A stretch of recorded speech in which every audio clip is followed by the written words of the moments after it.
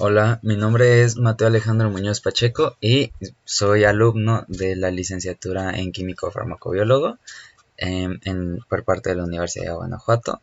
Y el día de hoy voy a presentar el tema de retículo endoplasmático, que se refiere a un organelo celular. Entonces, comencemos. Em, Comenzamos definiendo lo que es el retículo endoplasmático. El retículo endoplasmático se refiere a un sistema de membranas que se organizan en sacos aplanados y túbulos, los cuales se conectan entre sí y crean un espacio interno entre ellos. Estos sacos o esta membrana tiene en general un grosor de 5 nanómetros y pues se unen con las de la envoltura nuclear y además se extienden hasta la membrana plasmática. Un ejemplo para hacer esto un poquito más visual sería el imaginar una pelota de básquetbol, literalmente una pelota de básquetbol, y la cual se envuelve en una sábana grande. Entonces esto haría referencia a la pelota de básquetbol al núcleo y la textura de dicha pelota a los poros nucleares por donde pues sale el ADN o bueno el ARN. Y la sábana se refiere a todo el retículo endoplasmático que pues como ya se sabe envuelve completamente al núcleo. Estas membranas presentan más de la mitad de las membranas de una célula en cuanto a su composición por dentro. Ocupan el espacio de aproximadamente el 50% o en algunas ocasiones más dependiendo del tipo de célula. Después aquí les presento una imagen en la que se ve un poco más visual la forma en la que está distribuida el retículo endoplasmático. Por ejemplo, esto que vemos con puntitos se refiere al retículo endoplasmático rugoso y estos puntitos hacen referencia a los ribosomas asociados al retículo endoplasmático o unidos a la membrana, los cuales veremos un poco más adelante. Y de este lado tenemos los túbulos que hacen referencia al retículo endoplasmático liso. Todo esto, la forma del retículo endoplasmático liso es más diferente a la del rugoso, puesto que en el liso son más tubos y en el rugoso son más sacos o cisternas, como le llaman, aplanados. Cabe recalcar que en el retículo endoplasmático en general se produce el control de calidad de las proteínas que se sintetizan y salen del núcleo. Las proteínas que no tienen defectos pues simplemente salen sin ningún problema, pero las que tienen algún defecto se liberan al citosol, donde las enzimas que son las proteasas e hidrolasas las degradan, mientras que las otras se unen a un ribosoma y comienza el proceso de la síntesis de proteínas como correctamente debería de ser. Seguimos acá. El retículo endoplasmático se divide en dos, tiene dos dominios o clasificaciones como se les conoce, y una hace referencia al retículo endoplasmático rugoso. Este retículo endoplasmático rugoso tiene su composición más que nada viene con forma de cisternas aplanadas o sacos. Esto es debido a los ribosomas que tiene asociados y como presenta este tipo de pues membrana más variable en cuanto a sus componentes, no puede tener una forma más uniforme, y a diferencia del retículo endoplasmático liso, que al no tener ribosomas incrustados sí puede adoptar una forma más uniforme, y en este caso son más túbulos, que son pues en general delgados o anchos, y pues estos túbulos cuando se le empiezan a incrustar los ribosomas se empieza a tomar una forma más de saco. Entonces mientras más ribosomas tenga es más de parte del retículo endoplasmático rugoso, y mientras menos forma parte del retículo endoplasmático liso. Esto se puede diferenciar más en algunos tipos de células, ya que hay células en las que no se puede diferenciar el retículo endoplasmático rugoso del liso, puesto que es la necesidad o bueno la composición interna y las necesidades propias de la célula las que hacen que este organelo se vea afectado de una forma o de otra, o se presente de una forma o de otra. Luego tenemos la distribución del retículo endoplasmático rugoso y liso, es a lo que me refería, que tienen lugares diferentes dentro de la célula. En algunas veces sí se puede diferenciar, pero en algunas otras no, puesto que es difícil de, pues, encontrar el punto de separación. De esto hay ejemplos, y unos son en las neuronas con las células de Purkinje, que son las que se encargan de la coordinación motriz y además son las más ricas en retículo endoplasmático liso. Aquí el retículo endoplasmático rugoso está en menor proporción que el liso y se puede diferenciar mucho mejor. En un momento les enseñaré imágenes de cómo se ve el liso y el rugoso en un microscopio para que lo vean de una forma más gráfica. Y otro ejemplo que podría mencionar serían los hepatocitos. Estos se encuentran compartimentalizados para su mayor eficiencia con la síntesis de proteínas y el almacén de glucógeno sobre todo. Recordemos que los hepatocitos son las células del hígado, y también está la distribución de este retículo endoplasmático diferente en las células, todas aquellas células que sinteticen esteroides o en su caso lípidos. Seguimos con la siguiente. Esta es la distribución que podría tener, que tiene un hepatocito. Como podemos ver, tiene estas partes que son las que se ven más alargado, se refiere al retículo endoplasmático rugoso, todas estas que están más cerca del núcleo, y estos puntitos que se ven un poquito más lejos se refiere al retículo endoplasmático liso. Como les menciono, el retículo endoplasmático liso son más túbulos, y como se ven por cortes transversales, por eso se ven puntitos. En general es como si vieras el tubo por arriba, no por un lado o algo así. Y pues el retículo endoplasmático rugoso se ve alargado porque efectivamente son como sacos o cisternas, como le llaman, y están de forma aplanada. En las células animales, lo que depende para saber o que se queden quietos en el lugar donde deberían estar son los microtúbulos, mientras que en las células vegetales se dan los filamentos de actina, los que los mantienen en su lugar y les dan pues la distribución que tienen. Luego aquí esta es la imagen que les mencionaba. Tenemos la célula de un hepatocito. Aquí se encuentran, estas son mitocondrias, todas las que son como óvalos. Y esto que se encuentra aquí es el retículo endoplasmático liso. Esto se refiere, los puntitos negros es como si vieras por la parte de adentro del túbulo, y las partes que no están de color se refiere a las partes donde se unen. En general son como muchos tubos, pero unidos entre sí y en diferentes como alturas, posiciones, pero todos unidos. Y acá tenemos bueno, como un ejemplo más de lejos, con una célula vegetal. Como podemos observar, están los mismos sacos aplanados. Se sabe que es una célula vegetal por la forma que tiene, y porque esto y esto se refiere a la pared celular que contiene. Y aparte, podemos observar aquí, no está en tanta proporción el retículo endoplasmático liso que el rugoso. Estas líneas que podemos ver se refieren al retículo endoplasmático rugoso, mientras que los puntitos negros que se ven de estos lados donde estoy señalando se refiere a los túbulos en el corte transversal visto al microscopio del retículo endoplasmático liso.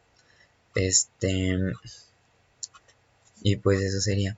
Luego, entre otras funciones que tiene el retículo endoplasmático, podemos encontrar la función mecánica. Esta se refiere generalmente a que proporciona cierta estabilidad al citoplasma que contiene la célula. Esto es como, pues de cierta manera, no tanto como el citoesqueleto, pero de un modo u otro genera esta estabilidad. Aparte de que pues facilita el intercambio entre la matriz citoplásmica y al interior exterior del retículo endoplasmático o la célula. Y aparte tenemos la función osmótica. Esto es importante decirlo antes de entrar con la clasificación de rugoso y liso, porque en los dos se produce en igual proporción, aunque no los dos tipos de retículo hagan las mismas funciones, pero esta es una de las que tendrían en común y se refiere a que el paso de sustancias por medio de la ósmosis en un transporte pasivo. Aunque también ciertas proteínas que pueden tener los retículos, las dos membranas de los retículos, tanto rugoso como liso, pueden facilitar el transporte activo. Esto de bajamos y tenemos el retículo endoplasmático rugoso y comenzamos con las clasificaciones. Una de las características, como ya les había mencionado, es que tiene ribosomas asociados. Esto se refiere a que, pues, a lo largo de su membrana, hay varios ribosomas que están unidos a ella. Esto es porque justo al salir la cadena de ARN para comenzar el proceso de la síntesis de proteínas, es aquí donde comienza este control de calidad que había mencionado en un principio, lo cual permite pues desechar o eliminar las proteínas defectuosas y comenzar a sintetizar para las proteínas que estén en buen estado. Es por eso, a esto se debe que tenga tantos ribosomas adheridos. Y pues la forma de estas cisternas o sacos aplanados depende de la cantidad de ribosomas que tenga.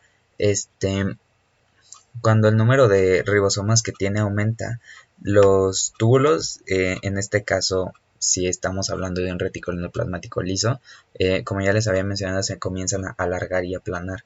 Entonces comienzan a ser de cierta forma parte del retículo endoplasmático rugoso. Es lo mismo, por así decirlo, o sea, en el sentido de que están conectados, pero no es lo mismo por las funciones que realizan. Es como si fuese en un gradiente como que fuese cambiando lentamente, pero sin necesidad de que estén separados, por así decirlo, sino que forman parte de uno mismo, pero um, hacen dos funciones diferentes dependiendo de lo que tengan unido. Por ejemplo, uno tiene ribosomas y otro no los tiene. El que tiene ribosomas se encarga principalmente del control de calidad, y el que no las tiene otras funciones diferentes que no incluyen necesariamente el control de calidad de una proteína, y sería esto. Luego aquí tenemos una imagen más visual de lo que les había mencionado. Aquí está el núcleo. Obviamente esto lo pone solo en una parte, pero en general el retículo endoplasmático rugoso y liso está envolviendo todo el núcleo. El núcleo no tiene ninguna parte como sin esta membrana, y como les había mencionado, hasta la misma envoltura nuclear es de cierta forma parte del retículo endoplasmático, pero se le llama diferente por las funciones que conlleva, puesto que aunque la membrana nuclear, o la envoltura nuclear, tiene en algunas ocasiones sus ribosomas asociados o unidos a la membrana, esta tiene además poros nucleares, los cuales pues no puede tener el retículo endoplasmático rugoso ni el liso por las funciones que realiza cada uno. No me voy a meter tanto en este tema porque el retículo endoplasmático se considera solamente el rugoso y el liso, mientras que el núcleo, por las funciones que lleva, se considera otro conjunto diferente y otro organelo diferente. Entonces es por esto que no se comenta y no se considera como una parte completamente del retículo endoplasmático, sino que se considera aparte. Y pues como podemos ver, aquí está la unión al retículo endoplasmático rugoso y todo está conectado entre sí. Aquí está el retículo endoplasmático liso. En teoría esto está pegado al retículo endoplasmático rugoso, todo está conectado entre sí. Y pues esto sería. Y aparte, comenzamos con el tema de la síntesis de proteínas. Una de las principales funciones del retículo endoplasmático rugoso, debido a los ribosomas que tiene asociados, es la síntesis de proteínas. Estas proteínas van dirigidas a diferentes lugares, ya sea pueden ir al exterior de la célula en forma de vesículas, que igual van a salir de las membranas, tanto del retículo endoplasmático rugoso como del liso, pueden salir de cualquiera de esas. Y aparte, estas, bueno, estas vesículas pueden no necesariamente ir al exterior de la célula, también pueden ir al interior de otros orgánulos que participan en la llamada ruta vesicular. En este caso sería un ejemplo los lisosomas, o pueden ir a la membrana celular para formar parte de ella. Puede ser la plasmática como la de algún otro orgánulo. Esto se refiere, por ejemplo, a las proteínas transmembranales de la membrana plasmática, y las cuales se sintetizan en el retículo endoplasmático. Para las proteínas residentes y su retención se tiene una secuencia de 4 aminoácidos, los cuales se localizan en el extremo carboxilo. Esto se refiere pues prácticamente a que esta sería como el mapa que tienen estas vesículas una vez que salen del retículo endoplasmático, y lo que les indica hacia dónde ir.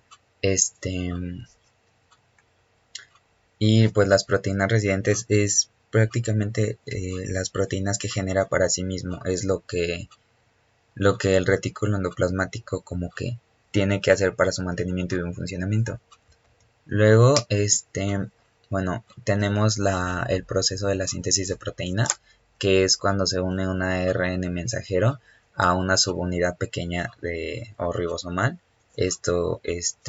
Seguido a esto se une a una subunidad grande del ribosoma. Como sabemos, es la parte grande y la parte pequeña, y dentro va el ARN mensajero y comienza el proceso de traducción. Es como le llaman el sándwich, y pues la parte de adentro es lo que coloquialmente le llaman como tocino debido a la forma.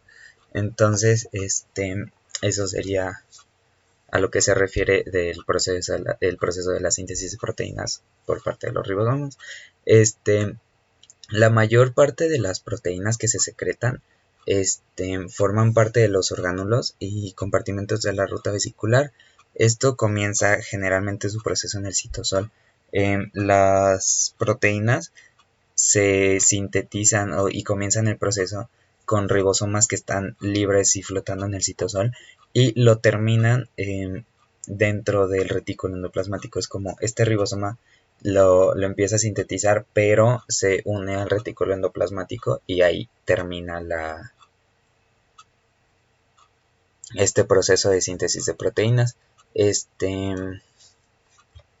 Luego tenemos como nota que lo primero que se traduce de estos ARN mensajeros inicia con una secuencia de nucleótidos, y pues como sabemos puede ser bueno, es una cadena de 70 aminoácidos que se le denomina péptido señal. Esto es lo que se une para posteriormente unirse al retículo endoplasmático rugoso y comenzar o terminar con el proceso de la síntesis de proteínas. La mayor parte de las proteínas que se secretan comienzan su proceso, como ya les dije, con ribosomas liberados, y aparte, bueno, una vez que va a terminar, o bueno, se sigue desarrollando este proceso de la síntesis de proteínas, sigue y se une este ribosoma al retículo endoplasmático rugoso, donde lo termina. Luego tenemos, gracias a como les había mencionado aquí, al péptido señal. Una vez que la proteína, bueno, para que la proteína siga su proceso de síntesis, tiene que interaccionar con un translocador. Esto lo que hace es que lee la proteína señal, por así decirlo. Y pues el translocador es un complejo proteico transmembranal, el cual forma un canal de afuera hacia adentro de la célula, o de adentro hacia afuera. Es un canal que va de lado a lado, y lo que hace es que entra esta cadena polipeptídica, y cuando se completa la síntesis en el interior del retículo endoplasmático, la cadena de aminoácidos que entró ya adopta su forma tridimensional. Esto lo ayudan otro tipo de proteínas llamadas proteínas chaperonas, y las cuales ayudan a que se libere esta proteína dentro del retículo, porque la proteína señal no entra, ni tampoco pues el translocador, que es el medio por el cual entra esta proteína dentro del retículo endoplasmático. Este proceso también conlleva una enzima que es la peptidasa. Bueno, está dentro del retículo endoplasmático y es la que ayuda a que se corte esta peptidoseñal y pueda quedar liberada en su interior del retículo endoplasmático. Luego aquí tenemos la descripción de las proteínas chaperonas. Estas proteínas chaperonas son importantes debido a que intervienen en la forma en la que se pliega la proteína una vez que entra o se sintetiza ya o termina su proceso de sintetización dentro del retículo endoplasmático rugoso. Como podemos ver aquí, está el proceso que les había mencionado cuando la proteína, cuando el ARN es, cuando el ARN mensajero se empieza a traducir y forma el polipéptido, se le unen las chaperonas, las proteínas chaperonas, y son las que ayudan al proceso de maduración para obtener una proteína pues ya sintetizada completamente.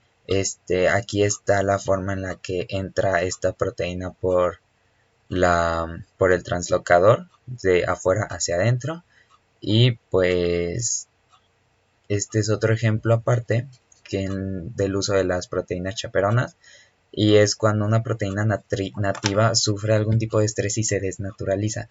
Estas ayudan a que se vuelva a naturalizar y pues se pliegue o adopte su forma tridimensional, como se le llama. Estas pues en general llevan su proceso debido a que se encargan de detectar errores, además de que marcan a las proteínas defectuosas para su degradación. Entre estas, un ejemplo está el dominio tipo lectina, las cuales reconocen determinados azúcares y compuestos para y lleva a cabo la correcta adición, o bueno, la correcta adición de glúcidos para ciertas proteínas. Luego tenemos la cadena polipeptídica, la cual es esta que tenemos por aquí. Esta interviene en diversos, procesos. La que está dentro de la cadena polipeptídica de proteínas transmembranares se encuentran secuencias de aminoácidos. Estos aminoácidos son hidrófobos y cuando son traducidos permiten una inserción de los ácidos grasos por acción del translocador, que es este que está aquí dentro de cruzando la célula de lado a lado. Este es el proceso el cual les había dicho, donde viene el ribosoma con la secuencia cuando el polipéptido se une al péptido señal, y aquí es cuando toma al translocador y comienza a pasar adentro la proteína, donde es cortada por una proteasa, que es la que deja ir el péptido señal. Aquí ya el ribosoma se unió se asoció en esta parte de aquí con el translocador, deja la proteína adentro para que termine de ser sintetizada y que por acción de las proteínas chaperonas adopte su forma pues ya completa, y pues el ribosoma se libera. Acá tenemos un ejemplo más claro de cómo es que se lleva a cabo este proceso. Aquí, como tenemos, es el ARN mensajero de la proteína, se une con la subunidad grande y pequeña del ribosoma, como les digo, este ejemplo del sándwich con un tocino dentro.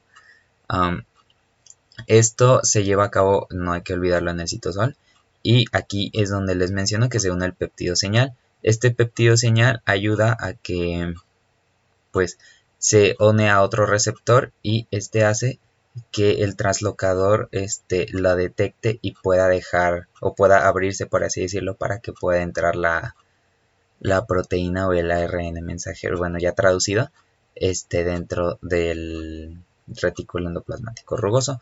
Una vez dentro, lo que hace es que se separa por acción de la proteasa, se separa de este péptido señal, lo corta y solamente deja la proteína, la proteína dentro del retículo endoplasmático. Aquí es donde termina el proceso de traducción, puesto que se separan las dos unidades, las dos subunidades del ribosoma y dejan a la proteína adentro ya plegada por acción de las proteínas chaperonas que se encuentran dentro de este organelo. Aparte, aquí tenemos otra de las características que tienen las proteínas que están dentro del retículo endoplasmático. Una es la glicosilación. Esto se refiere a que, a la manera en la que está compuesta es la N-glicosilación y pues son la manera en la que están construidas los aminoácidos, en este caso de la asparagina. Otra es la hidroxilación, que esto solo se da en ciertos tipos de proteínas y pues en general son a los que van a formar parte de la matriz extracelular, entonces no es una de las proteínas que en este caso vayan a un orgánulo o se queden como parte a formar del retículo endoplasmático. Luego es otra característica es que tienen uniones covalentes. Esto se refiere a, más que nada a los lípidos que contienen en las membranas.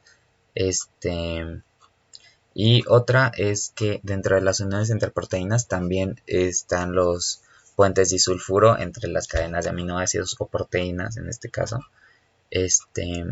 Y pues una imagen de cómo se ve, como ya sabemos, es la, la forma primaria, secundaria y terciaria y cuaternaria. Aquí las tenemos juntas, además de que pues es una proteína plegada. Tenemos también el retículo endoplasmático liso, como les había mencionado.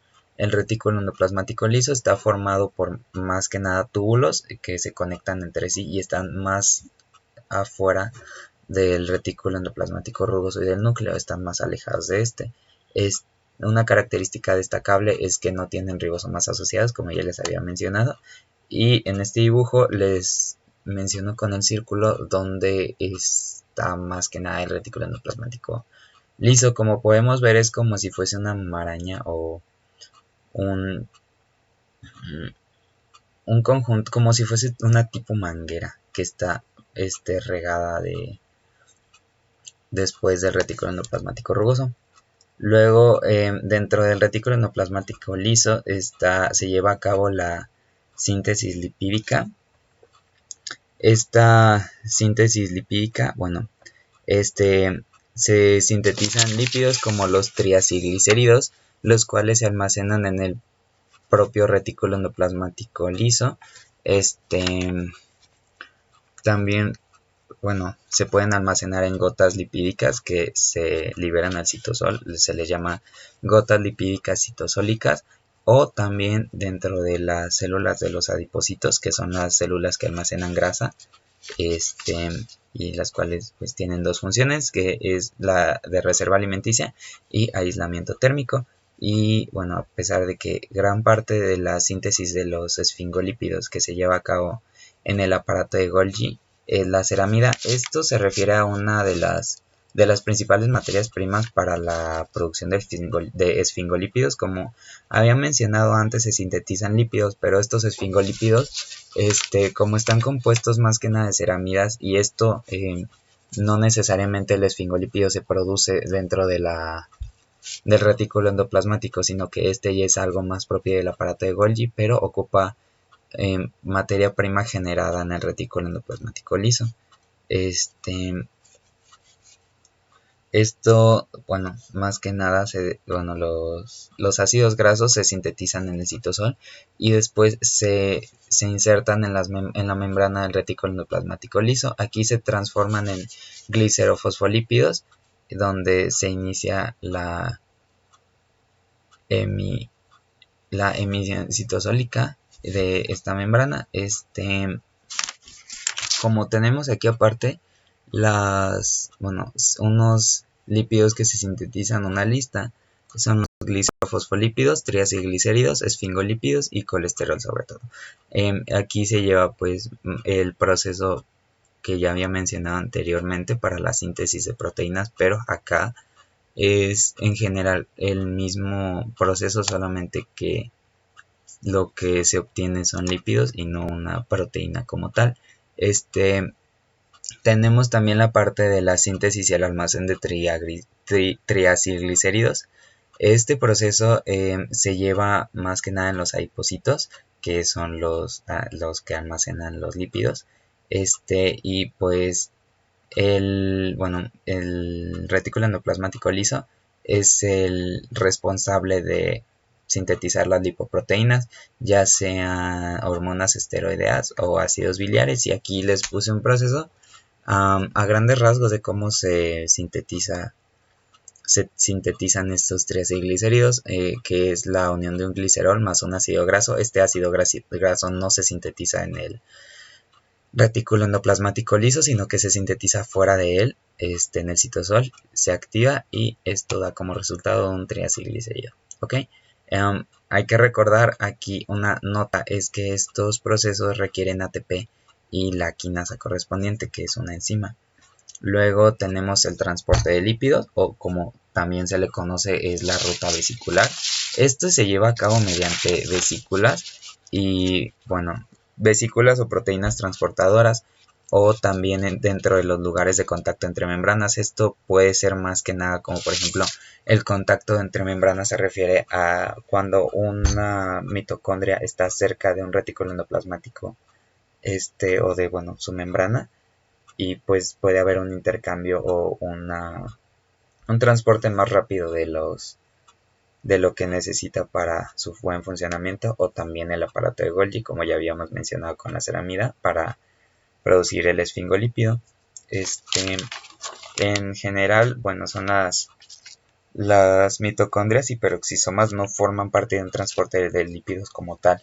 Pueden necesitar de cierto modo alguna de las proteínas que ocupen, pero no como si formaran parte de todo este camino que recorren las vesículas, como ya habíamos mencionado anteriormente, que pueden ir a membranas o pueden ir a otras, bueno, a membrana extracelular, o bueno, la membrana plasmática, y a membrana de otro tipo de organelos, pero generalmente no están dentro de esta ruta, por así decirlo. Aunque indirectamente forman parte y dentro de su composición tienen elementos que se sintetizan en el retículo endoplasmático. Y pues aquí tenemos aparte un GIF en el cual se ve cómo se producen se ve cómo se está saliendo dicha proteína del retículo endoplasmático rugoso, y sale en forma de vesícula. También esto puede pasar en el retículo endoplasmático liso. Por consiguiente, hay que tomar en cuenta, esta se refiere, recuerdan que en algún momento les mencioné las gotas de lípidos o las gotas citosólicas. A esto se refiere, y este es el proceso que siguen.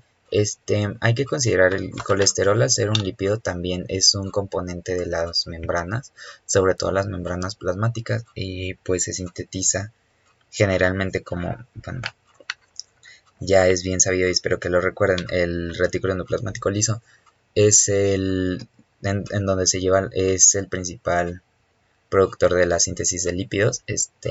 También está el colesterol incluido dentro de él, y aquí dentro de esta ruta tenemos que comienza con la síntesis de ésteres de ácidos grasos. Esto se lleva a cabo fuera del retículo endoplasmático. Luego comienza con la acumulación de ésteres de ácidos grasos. Esto ya está dentro de la membrana de dicho retículo. Esto ya, bueno, como comienza a ser más grande y más grande, esta membrana se comienza a hacer como si fuese un globo y lo aplastaras de algún lado, o cierta parte empieza a ser como más, o sea, como si lo aplastaras a la mitad, y se ve como de cierta parte empieza a ser como más estrecho y más estrecho, hasta que estas partes de la membrana se unen otra vez porque se aleja la gota, por así decirlo, y se forma una vesícula. Esta vesícula es la que participa en la vía vesicular y va a diferentes organelos o a diferentes lugares dentro de la célula o fuera de ella. Luego tenemos también que interviene en el proceso de detoxificación. Esto ya es más a nivel celular, no tanto a nivel organelo, puesto que esto se refiere a células a hepatocitos, células del hígado. Hay que recordar que el hígado es el órgano que aporta glucosa a la sangre y además de que pues regula la producción de hormonas como el glucagón o la insulina y pues eso. También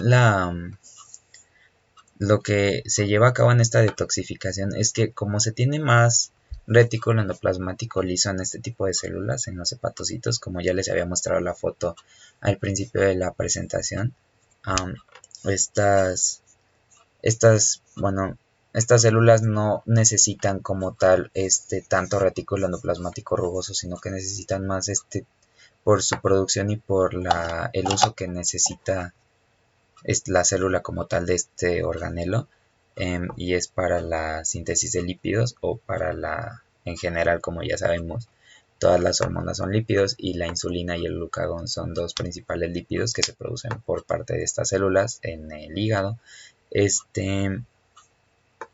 Las membranas que tiene, las en las membranas de estas células se encuentran enzimas de la familia P450.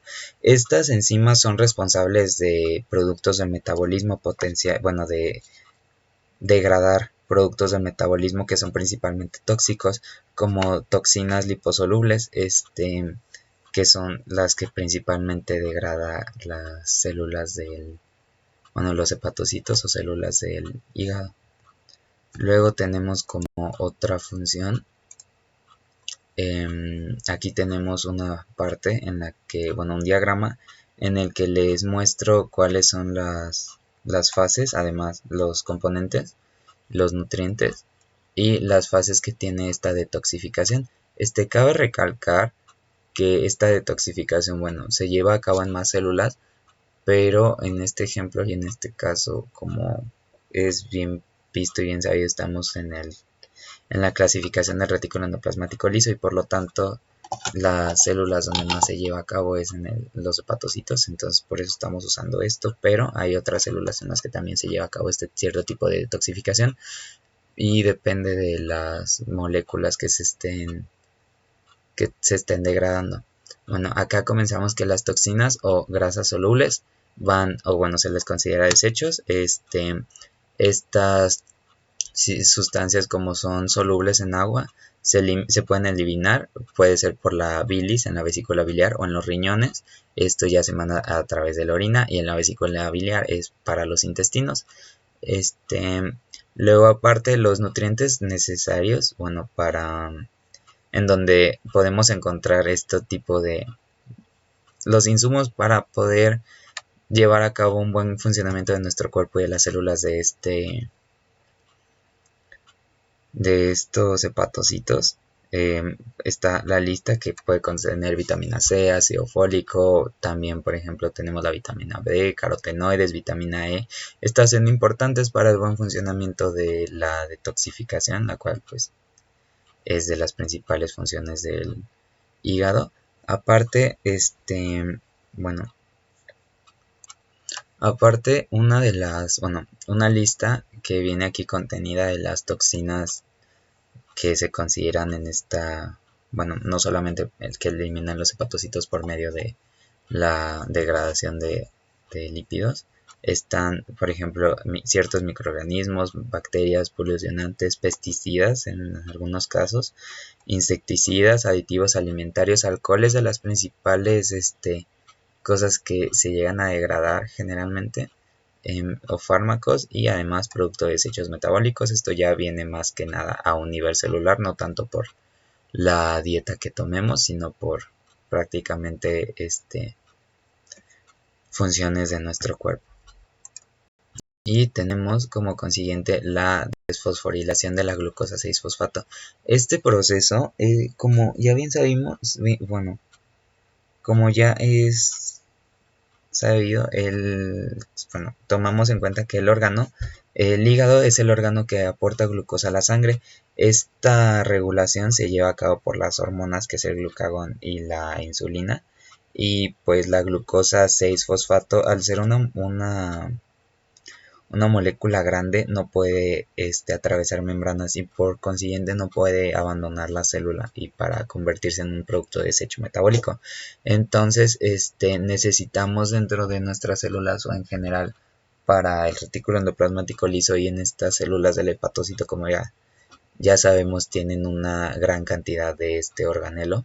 Se produce la degradación de esta glucosa 6-fosfato, lo que hace es que bueno, la rompe para que pueda ser más fácilmente enviada al exterior y pues no ocasione tantos estragos dentro de la célula, además de que pues va a funcionar como producto de desecho.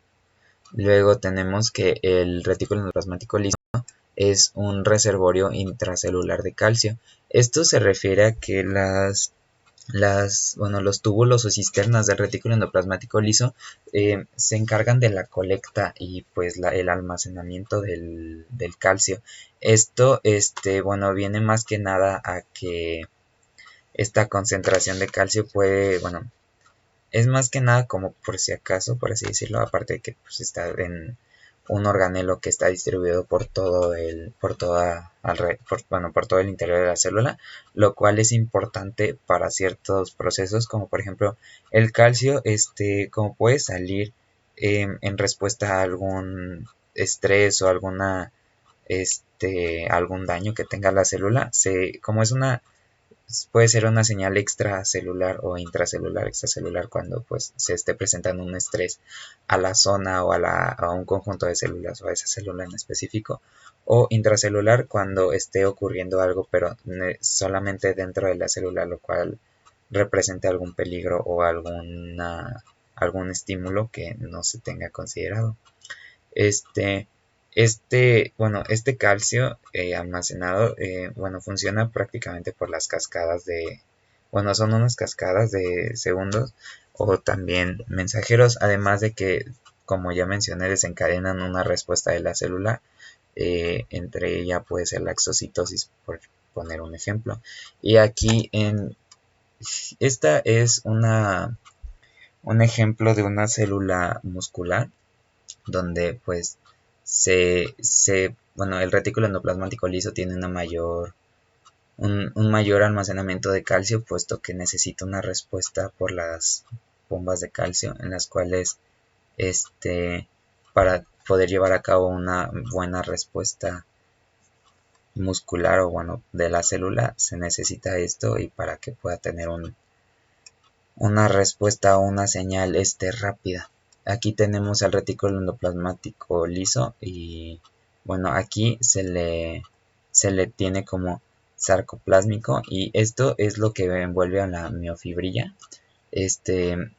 más que nada está dentro de la célula y está envolviendo a la miofibrilla, y pues estas miofibrillas, como ya sabemos, están dentro del sarcómero, pero son importantes que nos fijemos en esto que está, esto del reservorio intracelular de calcio. Como les había dicho, no todas las células tienen las mismas necesidades, y esto se lleva también al nivel de los orgánulos, a que tengan o existan en mayor o menor proporción y tengan, aparte de su proporción y su distribución, cierto tipo de funciones extra, que igual, por ejemplo, no es lo mismo el reservorio de calcio el almacenamiento de calcio que puede tener una célula, un hepatocito, a las células musculares, puesto que no llevan las mismas funciones, aparte no están pues preparadas para lo mismo, y el órgano que las contiene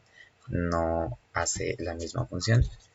Y pues tenemos al final, esta es la bibliografía que tomé, la voy a dejar en la descripción, y esto sería todo por mi parte del tema de retículo endoplasmático rugoso y liso. Espero que les haya sido de mucha ayuda y gracias.